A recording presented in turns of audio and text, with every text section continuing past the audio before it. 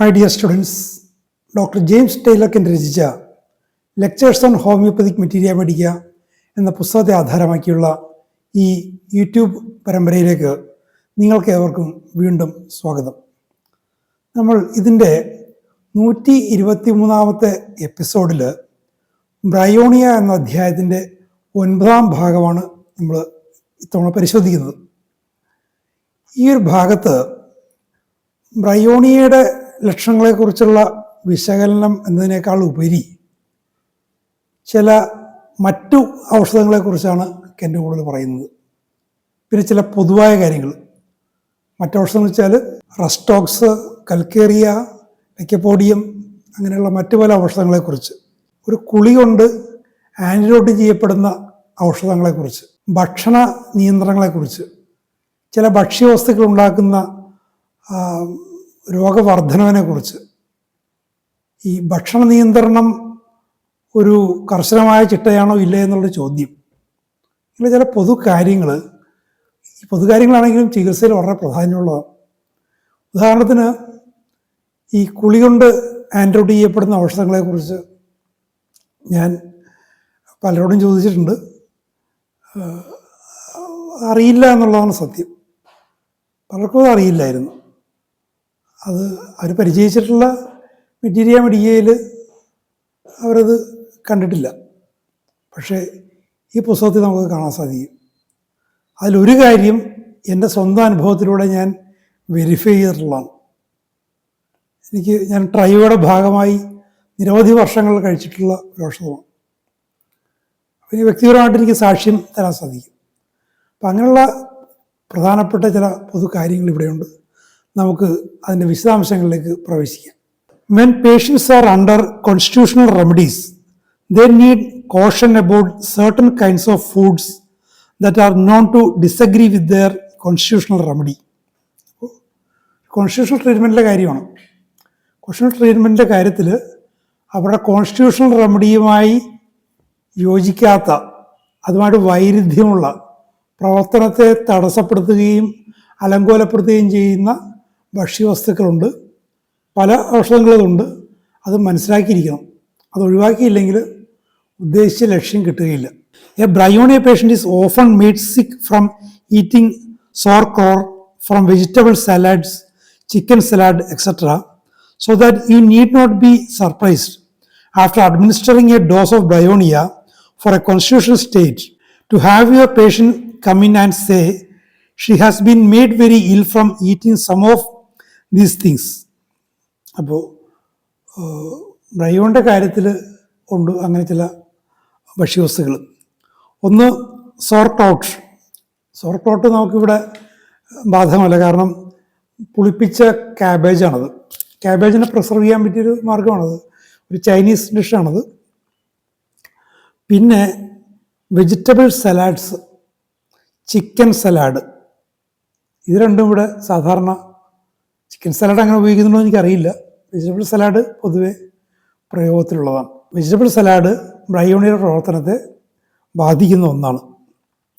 അപ്പോൾ അത് പറയുന്ന ഒരു ഡോസ് ബ്രയോണിയ കഴിച്ചിട്ട് ഒരു കോൺസ്റ്റിറ്റ്യൂഷൻ സ്റ്റേറ്റിന്, അക്യൂട്ട് കണ്ടീഷൻ അല്ല പറയുന്നത്, ഒരു കോൺസ്റ്റിറ്റ്യൂഷൻ സ്റ്റേറ്റ് വെച്ചുകൊണ്ട് ബ്രയോണിയ സെലക്ട് ചെയ്ത് കൊടുത്തു കഴിഞ്ഞാൽ കുറച്ച് കഴിഞ്ഞ് വന്നിട്ട് പേഷ്യൻ്റ് പറയുകയാണ്, വെജിറ്റബിൾ സാലഡ് കഴിച്ചിട്ട് എനിക്കാകെ കുഴപ്പമായി, ആകെ പ്രശ്നമായി എന്ന് പറഞ്ഞു കഴിഞ്ഞാൽ അത്ഭുതപ്പെടേണ്ട. കാരണം അത് മുൻകൂട്ടി അവരോട് പറയേണ്ടതായിരുന്നു. അപ്പോൾ നമ്മുടെ സാഹചര്യത്തിൽ ഈ പുളിപ്പിച്ച ക്യാബേജിൻ്റെ ഒരു വിഷയം വരുന്നില്ല. പക്ഷേ വെജിറ്റബിൾ സാലഡ്, ചിക്കൻ സാലഡ് വന്നേക്കാൻ സാധ്യതയുണ്ട്. അപ്പോൾ അത് ഓർത്തിരിക്കണം. This well to caution persons who are under the influence of Pulsatilla to avoid the use of fat foods because very often they will upset the action of the remedy. ഈ പൾസാറ്റിലെ കാര്യം, പൾസാറ്റില വളരെ സർവ്വസാധാരണ ഉപയോഗിക്കുന്ന ഒരു ഔഷധമാണ്. പൾസാറ്റിലെ കാര്യത്തിൽ ഫാറ്റ് ഫുഡ് എന്ന് വെച്ചാൽ കൊഴുപ്പടങ്ങിയ ഭക്ഷ്യവസ്തുക്കൾ, കൊഴുപ്പ് ചെന്ന് കഴിഞ്ഞാൽ പൾസാറ്റില പേഷ്യൻ്റെ കാര്യം കുഴപ്പത്തിലാവും. അപ്പോൾ നിങ്ങളുടെ ചികിത്സയും തൽക്കാലം പാഴാകും, രോഗിക്കും ബുദ്ധിമുട്ടാവും. പിന്നീട് ആൻറ്റിഡോട്ട് ചെയ്ത് പിന്നീട് വീണ്ടും തുടങ്ങേണ്ടി വരും. അപ്പോൾ അതിന് പകരം പൾസാറ്റില കൊടുക്കുമ്പോൾ പറഞ്ഞേക്കുക, കൊഴുപ്പടങ്ങിയ ഭക്ഷ്യവസ്തുക്കൾ ഒഴിവാക്കുക. It is well to say to patients who are under lycopodium, ഇനി ലൈക്കോപോഡിയത്തിൻ്റെ കാര്യമാണ്. ലൈക്കോപോഡിയത്തിന് ഇൻഫ്ലുവൻസിലായിരിക്കുന്ന രോഗികളോട് പറയേണ്ടുന്നൊരു മുന്നറിയിപ്പാണ്. See that you do not eat oysters while taking this medicine. ഈ മരുന്ന് കഴിക്കുമ്പോൾ നിങ്ങൾ ഓയിസ്റ്റേഴ്സ് തിന്നരുത്. ഓയിസ്റ്റേഴ്സിന് ഇപ്പം നമ്മളുടെ നാട്ടിൽ കേരളത്തിലെയും ദക്ഷിണേന്ത്യയിലൊക്കെ ഒരു കണക്ക് വെച്ച് നോക്കിക്കഴിഞ്ഞാൽ കക്കായ ഇറച്ചി, കല്ലുമ്മക്കായുടെ ഇറച്ചി, ഇത് രണ്ടുമാണ് ഇവിടെ അത്തരത്തിൽ വരുന്നത്. പിന്നെ ഈ തമിഴ്നാടിൻ്റെ ആ കിഴക്കൻ തീരങ്ങളിൽ ചില ശംഖുകളിൽ നിന്നും മറ്റുമൊക്കെയുള്ള ഇറച്ചിയെടുത്ത് ചില ഭാഗങ്ങൾ ഉപയോഗിക്കുന്നതായിട്ടറിയാം. അപ്പോൾ അത്തരം കാര്യങ്ങൾ ഷെല്ലിൽ നിന്ന് വരുന്ന സാധനങ്ങൾ അത് കേരളത്തിലെ തീരപ്രദേശങ്ങളിൽ, തെക്കൻ പ്രദേശങ്ങളിൽ കക്കായ ഇറച്ചിയും, വടക്കൻ പ്രദേശങ്ങളിൽ മലബാർ പ്രദേശങ്ങളിൽ കല്ലുമ്മക്കായുടെ ഇറച്ചിയും സാധാരണ ഉപയോഗത്തിലുള്ളതാണ്.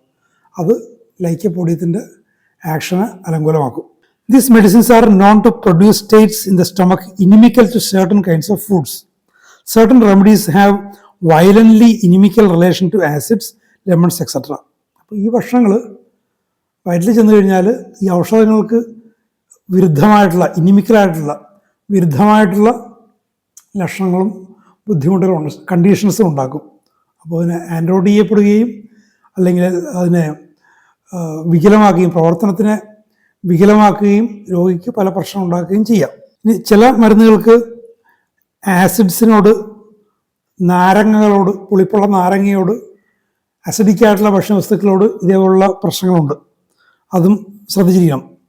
If you do not particularly mention the facts and say you must not touch vinegar or lemons nor take lemon juice while taking this medicine, you will have the remedy spoiled and then wonder why it is. അപ്പോൾ ഇതേപോലുള്ള acidic ഫുഡിനുമായിട്ട് പ്രശ്നമുള്ള ഔഷധങ്ങൾ കൊടുക്കുമ്പോൾ എന്താ പറയേണ്ടത്, വിനാഗിരി ഉപയോഗിക്കരുത്. വിനാഗിരി ചേർത്തുള്ള പാചകം ചെയ്ത ഭക്ഷ്യവസ്തുക്കൾ ഒഴിവാക്കണം. കാരണം അത് അസറ്റിക് ആസിഡാണ്, ഡൈല്യൂട്ടാണ്. സിട്രസ് ഫുഡ്, ലെമൺ, ഇതിലൊക്കെ സിട്രിക് ആസിഡ് ഉണ്ട്. ഇങ്ങനെയുള്ള അച്ചാറുകൾ, അങ്ങനെയുള്ള സാധനങ്ങൾ ഈ ഔഷധം ഉപയോഗിക്കുമ്പോൾ കഴിക്കരുതെന്നുള്ള മുന്നറിയിപ്പ് കൊടുക്കണം. അല്ലെങ്കിൽ ആ ഔഷധത്തിൻ്റെ പ്രവർത്തനത്തെ നശിപ്പിക്കുന്നതായിരിക്കും. അവസാനം എന്തുകൊണ്ട് സംഭവിച്ചു എന്ന് അറിയാൻ പറ്റാതെ വരും.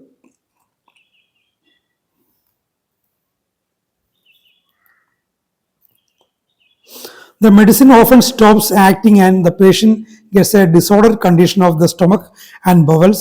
A medicine that should act for a long time ceases action and you do not know what the trouble is. അപ്പം ഇത്തരം ഇനിമിക്കലായിട്ടുള്ള ഭക്ഷ്യവസ്തുക്കൾ അല്ലെങ്കിൽ പാനീയങ്ങൾ ചെന്ന് കഴിഞ്ഞാൽ ആ ഔഷധത്തിൻ്റെ പ്രവർത്തനം അവിടെ നിലച്ചു പോകാം. നിലച്ചു പോയി കഴിഞ്ഞാൽ വയറിൻ്റെ സ്ഥിതി മോശമാകുകയും ചെയ്യാം. അപ്പോൾ ദീർഘകാലം പ്രവർത്തിക്കേണ്ട ഒരു ഔഷധം, ഒരു കോൺസ്റ്റിറ്റ്യൂഷണൽ ഡീപാക്കിംഗ് റെമഡി, 1 മാസമോ 2 മാസമോ 3 മാസമൊക്കെ പ്രവർത്തിക്കേണ്ട ഒരു ഔഷധം ഒരാഴ്ച കൊണ്ട് അല്ലെങ്കിൽ 4-5 ദിവസം കൊണ്ട് അതിൻ്റെ പ്രവർത്തനം തീർന്നു പോയാൽ, തുടക്കത്തിൽ നല്ല ഫേവറബിൾ ആയിട്ടുള്ളൊരു പ്രവർത്തനം, റിയാക്ഷൻ ഇനീഷ്യേറ്റ് ചെയ്തൊരു ഔഷധം കുറച്ച് കഴിയുമ്പോൾ നിലച്ചു പോയി കഴിഞ്ഞാൽ ഇത്തരം അവസ്ഥകൾ ഉണ്ടായിരിക്കാം. അപ്പോൾ അതിൽ അത്ഭുതപ്പെട്ടൊരു കാര്യമില്ല. രോഗിക്ക് മുന്നറിയിപ്പ് കൊടുക്കേണ്ട ഉത്തരവാദിത്വം, രോഗിയെ ബോധവൽക്കരിക്കേണ്ട ഉത്തരവാദിത്വം പ്രാക്ടീഷണർക്ക് ഉണ്ട്. Homoeopathy will rule out such things as are inimical to the remedies and inimical to the patients in general or do not agree with a particular constitution. അപ്പോൾ ഈ ചില ഔഷധങ്ങളുമായിട്ട് വിരുദ്ധമായിട്ടുള്ള സാഹചര്യങ്ങളെയും ഭക്ഷ്യവസ്തുക്കളെയും അല്ലെങ്കിൽ ഒരു കോൺസ്റ്റിറ്റ്യൂഷനുമായിട്ട് ചേരാത്ത ഭക്ഷ്യവസ്തുക്കളെയും ഹോമിയോപ്പതി അതിനെ നിരോധിച്ചിരിക്കുകയാണ്. അത്തരം ഹോമിയോപ്പതി സിസ്റ്റത്തിൽ തന്നെ ഉള്ള ഒരു കാര്യമാണത്. കാരണം ഹോമിയോപ്പതി ഔഷധങ്ങളുടെ പ്രവർത്തനങ്ങൾക്ക് അത് വിരുദ്ധമാണ്. അപ്പം അത് മുൻകൂട്ടി പറയേണ്ട ഉത്തരവാദിത്വം ഡോക്ടേഴ്സുണ്ട്. അതിന് തുടർച്ചയായിട്ട് ചേർത്ത് വെച്ച് പറയേണ്ട ഒരു കാര്യം, ഇത്തരം കാര്യങ്ങൾ കടുംപിടുത്തം പാടില്ല എന്ന് കൂടി കെന്റ് പറയുന്നുണ്ട്. To have an iron clad rule is not correct practice. പക്ഷേ ഒരു അതീവ കാർക്കശ്യത്തോടുള്ള ഒരു നിയമം കൊടുക്കുക അത് ഹോമിയോപ്പതിക്ക് ചേർന്നതല്ല. അങ്ങനെയുള്ള നിർബന്ധ ബുദ്ധികൾ പാടില്ല. പക്ഷെ എങ്ങനെ വേണ്ടത്, the only iron clad rule is to be sure that the remedies similar to the patient when you administrate. ഹോമിയോപ്പതിയിലെ ഒരേ ഒരു കർക്കശമായ നിയമം എന്ന് വെച്ചാൽ കൊടുക്കുന്ന ഔഷധം രോഗിയുടെ അവസ്ഥയ്ക്ക് യോജിക്കുന്നതായിരിക്കണം, സിമിലർ ആയിരിക്കണം. അത് മാത്രമേ ഹോമിയോപ്പതിയിലുള്ള അയൺ ക്ലാഡ് റൂൾ അല്ലെങ്കിൽ ഒരു അതീവ കർക്കശമായ നിയമം എന്ന് പറയാവുന്നത് ഈ സിമുലേഷനെ സംബന്ധിച്ചുള്ള റൂൾ മാത്രമേ ഉള്ളൂ. പക്ഷത്തെ കാര്യങ്ങൾ അങ്ങനെയുള്ളൊരു കടുംപിടുത്തമല്ല വേണ്ടത്. And the things that he's to have are to be agreement with the remedy. അപ്പോൾ അങ്ങനെ വരുമ്പോൾ ഈ സിമിലർ ആയിട്ടുള്ള അല്ലെങ്കിൽ സിമിലിമം കൊടുക്കുമ്പോൾ ആ പേഷ്യൻ്റ് കഴിക്കേണ്ടുന്ന ഭക്ഷ്യവസ്തുക്കൾ, ഭക്ഷ്യപാനീയങ്ങൾ ആ ഔഷധവുമായിട്ട് ചേരുന്നതായിരിക്കണം. ആ തരത്തിലാണ് വരുന്നത്. അല്ലാതെ പൊതുവായിട്ട് ഇപ്പോൾ വെജിറ്റേറിയനിസത്തിനെ അടിച്ചേൽപ്പിക്കുക അങ്ങനെയുള്ള കാര്യങ്ങൾ ഇതിൽ അർത്ഥമില്ല. ഭക്ഷ്യവസ്തു പലതരത്തിലുള്ള നോൺ വെജ് കഴിക്കുന്നവരുണ്ട്, കഴിക്കാവുന്നതേ ഉള്ളൂ. പക്ഷേ ഹോമിയോപ്പതി ഒരേ ഒരു കർക്കശമായ നിയമം സിമിലേഴ്സിൻ്റെ നിയമമാണ്. അങ്ങനെ സിമിലാരിറ്റി നോക്കി ഒരു ഔഷധം കൊടുത്തു കഴിയുമ്പോൾ ആ ഔഷധത്തിന് ചേരാത്ത വസ്തുക്കൾ, ഭക്ഷ്യവസ്തുക്കൾ, പാനീയങ്ങൾ രോഗി കഴിക്കാതിരിക്കുക എന്നുള്ളത് ആ നിയമത്തിൻ്റെ ഭാഗമാണ്. അത്രേ ഉള്ളൂ. അതിനപ്പുറത്തേക്കൊരു കാർക്കശ്യമില്ല. It is not an uncommon thing for a patient who has been under the influence of Rhus tox and has been doing well up to a certain time after he has taken a bath to have his symptoms return in the form of a Rhus state. The action of the remedy stops right there. അപ്പോൾ ഇനി റസ്റ്റോക്സിൻ്റെ കാര്യത്തിൽ കുളിയുമായിട്ടുള്ളൊരു പ്രശ്നം പറയാൻ. അപ്പോൾ റസ്റ്റോക്സ് കൊടുത്തു, അത് ഭംഗിയായിട്ട് പ്രവർത്തിച്ചുകൊണ്ടിരിക്കുന്നു. അങ്ങനെ ഇരിക്കുമ്പോൾ ഈ വ്യക്തി ഒന്ന് കുളിച്ചു. ആ ഒരു അവസ്ഥയിൽ അയാളുടെ ലക്ഷണങ്ങൾ ആ ഒരു റസ്റ്റോക്സിൻ്റെ സ്റ്റേറ്റിൽ അത് തിരിച്ചു വരുന്നു. ആദ്യം ഉണ്ടായിരുന്ന ആ സ്റ്റേറ്റിലേക്ക് തിരിച്ചു വരുന്നു. അപ്പോൾ റെമഡിയുടെ പ്രവർത്തനം അത് അവസാനിച്ച് നിർത്താം. ആ കുളിയോടുകൂടി അതിൻ്റെ പ്രവർത്തനം അവസാനിച്ചുകൊണ്ട് തുടക്കത്തിലുണ്ടായിരുന്ന റസ്റ്റോക്സിൻ്റെ അവസ്ഥ തിരിച്ചു വന്നു. He must of course take a bath. പക്ഷേ കുളിക്കണം. കുളിക്കാതിരുന്നൊരു കാര്യം ഇവിടെ ഈ വെസ്റ്റേൺ കൺട്രീസിൽ വിൻ്റർ സീസണിൽ കുളി എന്ന് പറയുന്ന സംഭവമില്ല. തല കഷ്ടി കഴുകലൊക്കെ ഉണ്ടാവുകയുള്ളൂ. അപ്പോൾ അവിടെ കുളിക്കാതിരിക്കൽ അത്ര ബുദ്ധിമുട്ടുള്ള കാര്യമല്ല. സമ്മറിലാണെങ്കിൽ പോലും വേണമെങ്കിൽ കുളിക്കാതിരിക്കാം. എന്നാലും കുളിക്കാതിരിക്കരുതെന്നാണ് പറയുന്നത്. നമ്മളിവിടെ സമ്മറുള്ള രാജ്യങ്ങളിൽ കുളി അത്യാവശ്യമാണ്, കുളിക്കേണ്ടി വരും. എങ്ങനെയാ? And yet it is true that some constitutional cases under Rhus must stop taking their ordinary bath in order to keep themself under the influence of റസ്.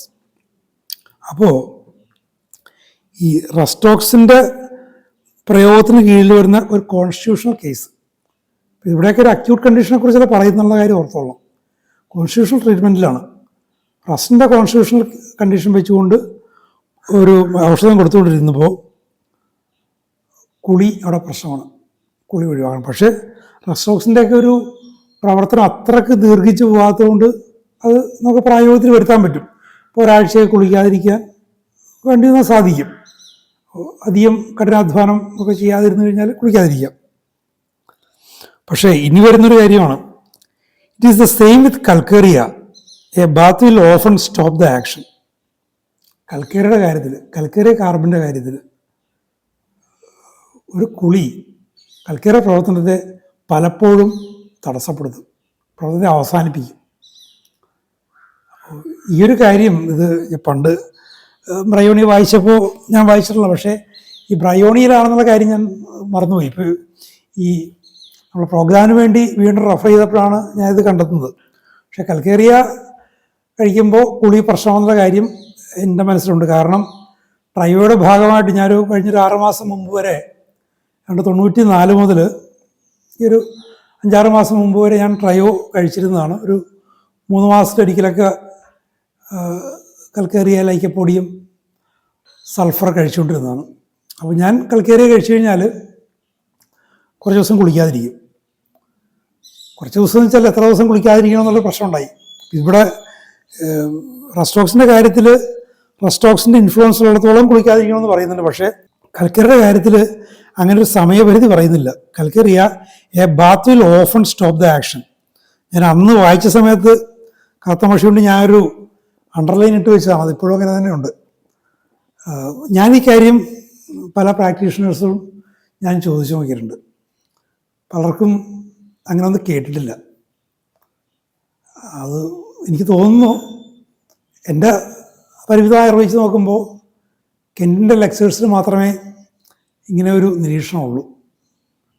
ചിലപ്പോൾ അദ്ദേഹം റെഫർ ചെയ്ത ഏതെങ്കിലും പഴയ ടെസ്റ്റുകളിൽ കാണുമായിരിക്കും. അപ്പോൾ ഞാനിത് കൽക്കേറിയ കഴിക്കാൻ തുടങ്ങി. ഞാൻ ട്രൈബിൽ തന്നെ കൽക്കേറിയാണ് തുടങ്ങിയത്. അപ്പോൾ ഡോക്ടർ ജൻബാബുവാണ് അന്ന് ഞാൻ കൺസൾട്ട് ചെയ്യുന്ന ആൾ. ബാബുചേട്ടനോട് ഈ വിഷയം സംസാരിച്ചു, എത്ര ദിവസം കുളിക്കാതിരിക്കണം.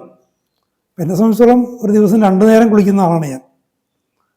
അപ്പോൾ തുടർച്ചയായിട്ട് കുളിക്കാതിരിക്കൽ നടക്കുന്ന കാര്യമില്ല. അപ്പോൾ ഒരു കോൺസ്റ്റിറ്റ്യൂഷണൽ മെഡിസിൻ, കൽക്കേറിയ പോലുള്ളൊരു ഡീപ്പ് ആക്ടിങ് മെഡിസിൻ എത്ര ദിവസം പ്രവർത്തിക്കും എന്നുള്ളൊരു ചോദ്യം വന്നു. അതൊരു താത്വികമായ ചോദ്യമാണ്. ഒരു ഹോമിയോപ്പതിക് പൊട്ടൻസിയുടെ പ്രവർത്തനം എങ്ങനെ എന്നുള്ളൊരു ചോദ്യം. 94 ആ സായാഹ്നങ്ങളിൽ ഞാൻ പത്രം ഓഫീസിൽ ജോലി ചെയ്യണമെന്ന്, ജോലി കഴിഞ്ഞൊരു 7 മണിക്ക് ബാബുചേട്ടൻ്റെ വീട്ടിൽ ചെല്ലും. രാത്രി 9-9:30 മണി വരെ ഞങ്ങൾ സംസാരിച്ചിരിക്കും. ആ ദിവസങ്ങളിൽ ഈ കൽക്കേറിയയുടെ അല്ലെങ്കിൽ ഒരു ഡീപ്പ് ആക്ടിങ് മെഡിസിൻ്റെ പ്രവർത്തനങ്ങൾ എങ്ങനെ.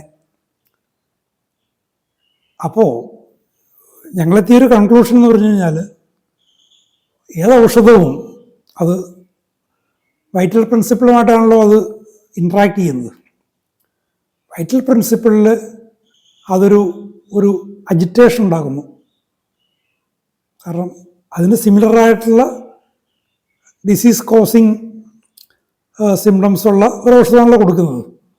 അപ്പോൾ നാഡികളിലൂടെ വായിലേക്ക് ഇട്ട് കഴിഞ്ഞാൽ നാഡികളിലൂടെ തലച്ചോറിലൂടെ ആ വൈറ്റൽ സിസ്റ്റത്തിലേക്ക്, നെർവസ് സിസ്റ്റത്തിലേക്ക് അത് എത്തി. അപ്പോൾ എത്ര സമയം അത് പ്രവർത്തിക്കും?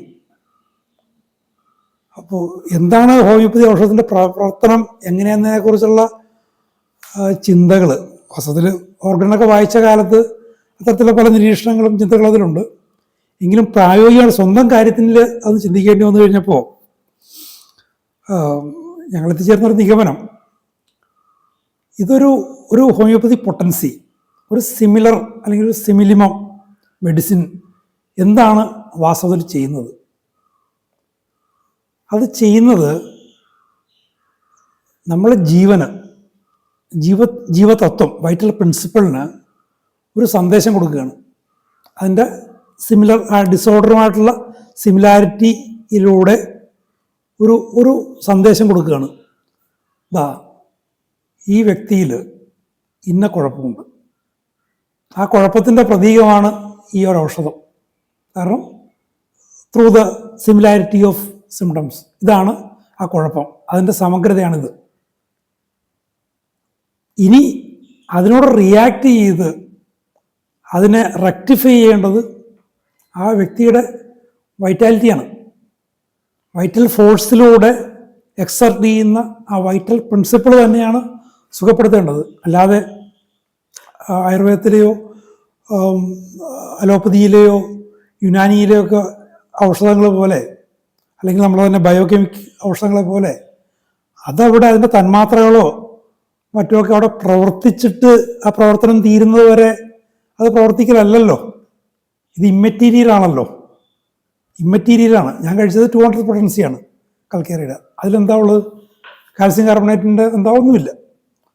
അപ്പോൾ ഞങ്ങളൊന്ന് എത്തിച്ചേരുന്ന നിഗമനം, അത് ഹോമിയോപ്പതിയുടെ ഫണ്ടമെൻ്റൽ പ്രിൻസിപ്പിൾ വെച്ചുകൊണ്ട് ഞങ്ങൾ ചിന്തിച്ച്, അത് മറ്റ് അഭിപ്രായങ്ങളുണ്ടാകാം, അറിഞ്ഞുകൂടാ, എത്തിയ നിഗമനം എന്ന് വെച്ചാൽ ഒരു സിമിലിമം deep acting remedy, constitutional remedy കൊടുക്കുമ്പോൾ സംഭവിക്കുന്നത് വൈറ്റൽ പ്രിൻസിപ്പിളിനൊരു സന്ദേശം കൊടുക്കുകയാണ്.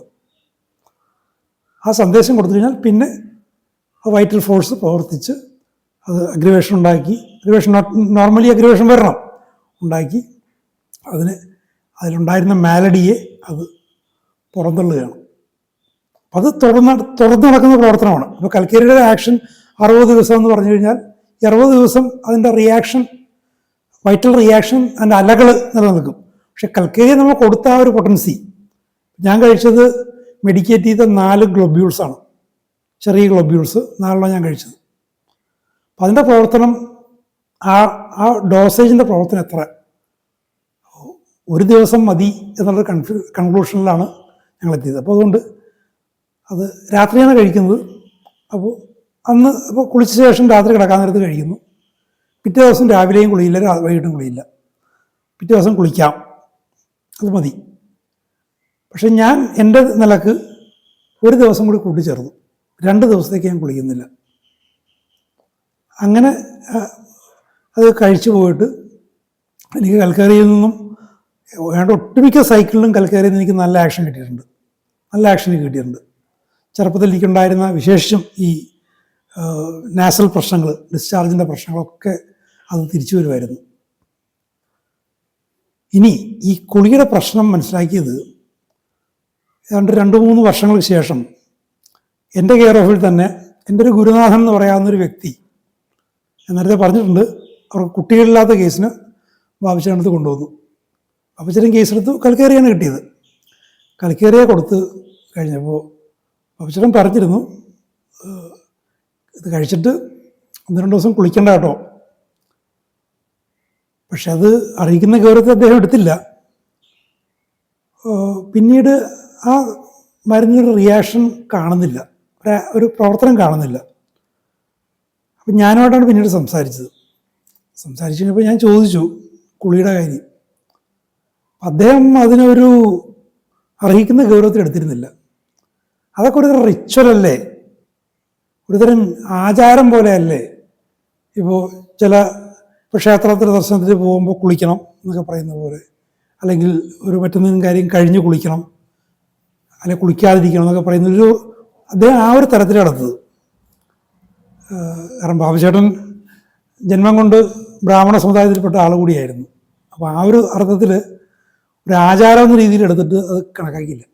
ഞാൻ പറഞ്ഞത് ആചാരമല്ല, അത് ഹോമിയോപ്പതിയെ സംബന്ധിച്ചിടത്തോളം ചില നിയമങ്ങളുണ്ട്. ഭക്ഷണ കാര്യത്തിലും ഇതേപോലുള്ള കാര്യങ്ങളൊക്കെ നിയമങ്ങളുണ്ട്.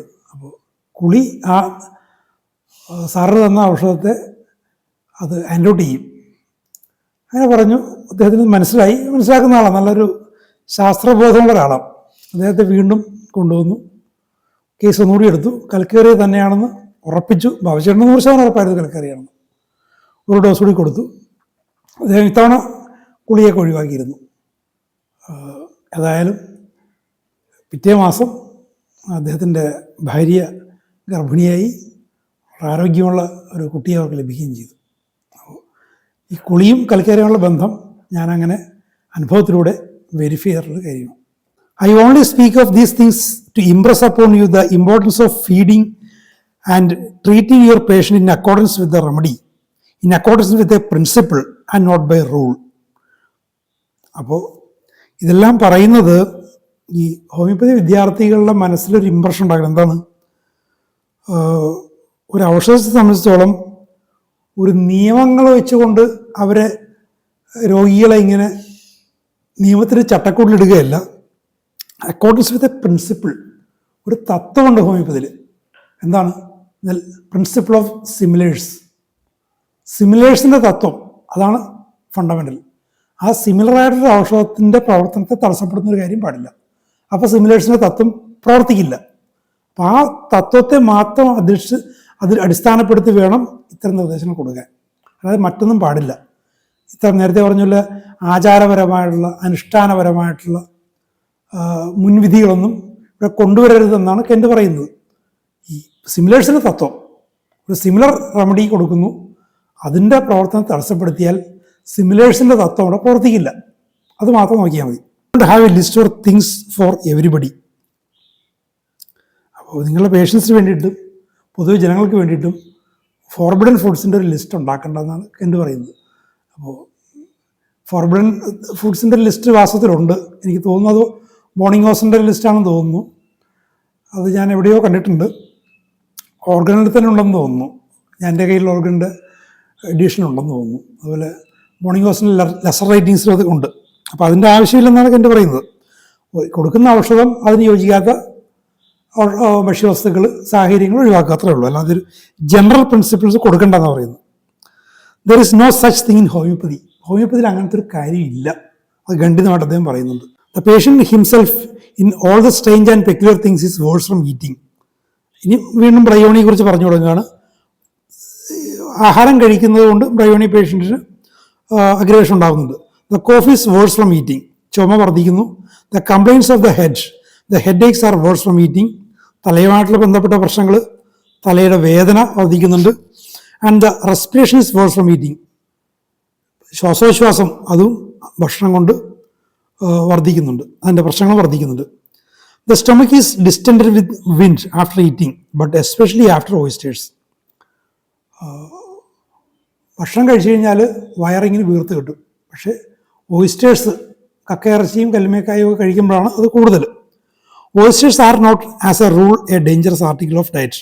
പക്ഷേ നിയമപ്രകാരം പൊതുവെ പറഞ്ഞു കഴിഞ്ഞാൽ ഓയിസ്റ്റേഴ്സ് ഒരു നിഷിദ്ധ വസ്തുവല്ല. കാരണം കാൽസ്യത്തിന് നല്ലൊരു ശേഖരമാണത്, കാൽസ്യത്തിൻ്റെയും പ്രോട്ടീനുകളുടെയും. ഞങ്ങളുടെയൊക്കെ ചെറുപ്പത്തിൽ ഞങ്ങളുടെ നാട്ടിൽ കക്കയിറച്ചി കിട്ടും. വളരെ പാവപ്പെട്ട ആളുകൾ കക്ക വാരുന്നവരുടെ കയ്യിൽ നിന്ന് ചെറിയ പൈസ കൊടുത്തു കഴിഞ്ഞാൽ കിട്ടും. അത് പുഴുങ്ങി, ഉപ്പിട്ട് പുഴുങ്ങി, ഉപ്പും മഞ്ഞളും കുരുമുളകൊക്കെ ഇട്ട് പുഴുങ്ങി വെറുതെ തിന്നും. അതൊക്കെ നല്ല ആരോഗ്യവാനായിട്ട് ഇപ്പോഴും ജീവിച്ചിരിപ്പുണ്ട്. എൻ്റെയൊക്കെ പ്രായമുള്ളവരോ എന്നെക്കാൾ കുറച്ചൊക്കെ മുപ്പുള്ളവരൊക്കെ. അപ്പോൾ അതിനൊക്കെ നിരോധിക്കുന്നതിൽ കാര്യമില്ല. പക്ഷേ അതിന് യോജിക്കാത്തൊരു ഔഷധം കൊടുക്കുമ്പോൾ അത് ഒഴിവാക്കുക. Worse after eating or drinking. ഇത് പൊതുവെ ആഹാരം കഴിക്കുകയോ കുടിക്കുകയോ ചെയ്തതിന് ശേഷം വർദ്ധിക്കുന്നു. ഒരു ഫ്ലോർ കോട്ട് ചെയ്തിരിക്കുക. When the case is one of whooping cough, the cough is worse, the paroxysm are more violent and all the symptoms are worse a little while after eating. Whooping കോഫിൻ്റെ കാര്യത്തിൽ ഈ ഭക്ഷണത്തിന് ശേഷമുള്ള വർധനവ് വളരെ മാർക്ക്ഡ് ആണ്. But if when overheated he drinks cold water, all of his rheumatic symptoms are worse. ഇനി വല്ലാതെ ചൂടായിരിക്കുമ്പോൾ തണുത്ത വെള്ളം കുടിക്കുന്നു, അപ്പോൾ അയാളുടെ റൊമാറ്റിക് കണ്ടീഷൻസ് എല്ലാം, പെയിൻസും ഒക്കെ വർദ്ധിക്കുന്നു. നേരത്തെ കണ്ടാണ് ഒരു കോൺട്രഡിക്ടറി അവസ്ഥയാണ്. ഇത്തരം അവസ്ഥകളിൽ യോജിക്കാത്ത ഭക്ഷണം, തണുത്ത വെള്ളം കുടിക്കാൻ പാടില്ലാത്ത സമയത്ത് തണുത്ത വെള്ളം കുടിക്കാൻ തോന്നും. The cough is worse, the headache is worse. Rheumatic സിംറ്റംസും ചുമയും തലവേദനയും എല്ലാം വർദ്ധിക്കുന്നു. He will have a violent headache after drinking cold water when heated. ചൂടായിരിക്കുമ്പോൾ തണുത്ത വെള്ളം കുടിച്ചു കഴിഞ്ഞാൽ വളരെ ഭയാനകമായ കടുത്ത തലവേദന ഉണ്ടാവും. In Rhus patients complaints are worse from drinking cold water when heated. ഇത് റസ് പേഷ്യൻസിലുണ്ട്. The headache increases in a throbbing and bursting pain 10-fold greater than it was before drinking. ഇനി തലവേദനയുടെ കാര്യത്തിൽ, തലവേദന ഉള്ളപ്പോൾ റസ് പേഷ്യൻ്റ് തണുത്ത വെള്ളം കുടിച്ചു കഴിഞ്ഞാൽ വല്ലാതെ വിങ്ങുന്ന, പൊട്ടിത്തെറിക്കുന്ന വേദനയിലേക്ക് ആ ഒരു സാധാരണ തലവേദന വർദ്ധിക്കും. ഉണ്ടോ? അപ്പോൾ ചില ഔഷധങ്ങളെ സംബന്ധിച്ചോളം ചില അവസ്ഥകളും ചില നിഷിദ്ധ ഭക്ഷ്യവസ്തുക്കളുമുണ്ട്. അതെന്താണെന്ന് മനസ്സിലാക്കി അതനുസരിച്ചുള്ള നിർദ്ദേശം നിങ്ങളുടെ പേഷ്യൻസിന് കൊടുക്കണം. അല്ലാതെ പൊതുവായിട്ടുള്ള നിയമങ്ങൾ ഫോർബിഡൻ ഫുഡ്സിൻ്റെ ഒരു ലിസ്റ്റ് അത് കൊടുക്കുന്നതിൽ കാര്യമില്ല. അത് ഹോമിയോപ്പതി അല്ല എന്ന് കെൻറ്റ് വളരെ കൃത്യമായിട്ടൂടെ പറയുന്നുണ്ട്. അപ്പോൾ ആ ഒരു തരത്തിൽ നിങ്ങളുടെ പ്രാക്ടീസിൽ വളരെയധികം ശ്രദ്ധിക്കുക. അങ്ങനെ ഞാൻ നേരത്തെ പറഞ്ഞിട്ടുള്ള പോലെ കൽക്കേറിയുടെ കാര്യത്തിൽ ഇത് പറഞ്ഞിട്ടില്ല, റസിൻ്റെ കാര്യത്തിൽ ഇത് പറഞ്ഞിട്ടില്ല. പക്ഷേ ബ്രയോണിയിലാണ് പറയുന്നത്. അപ്പോൾ നിങ്ങൾ ഈ പുസ്തകം ഉണ്ടെങ്കിൽ കൽക്കേറിയുടെ ഭാഗത്ത് ഇത് എഴുതി വെക്കുക, റസിൻ്റെ ഭാഗത്ത് ഇത് എഴുതി വെക്കുക, പൾസാറ്റയുടെ ലൈക്കപ്പൊടിത്തിൻ്റെ ഭാഗത്ത് അത് കാര്യങ്ങൾ എഴുതി വെക്കുക, അല്ലെങ്കിൽ നിങ്ങളുടെ നോട്ട്സിൽ എഴുതി വെക്കുക. പിന്നീട് റെഫർ ചെയ്യുമ്പോൾ അത് ഓർമ്മയിലേക്ക് വരും. അപ്പോൾ വളരെ വിലപ്പെട്ട നിരവധി അറിവുകൾ നമുക്കിവിടെ കിട്ടി. നമുക്ക് ഇതിൻ്റെ തുടർച്ചയായിട്ടുള്ള കാര്യങ്ങൾ നമുക്ക് അടുത്ത എപ്പിസോഡിൽ കേൾക്കാം. Thanks for watching.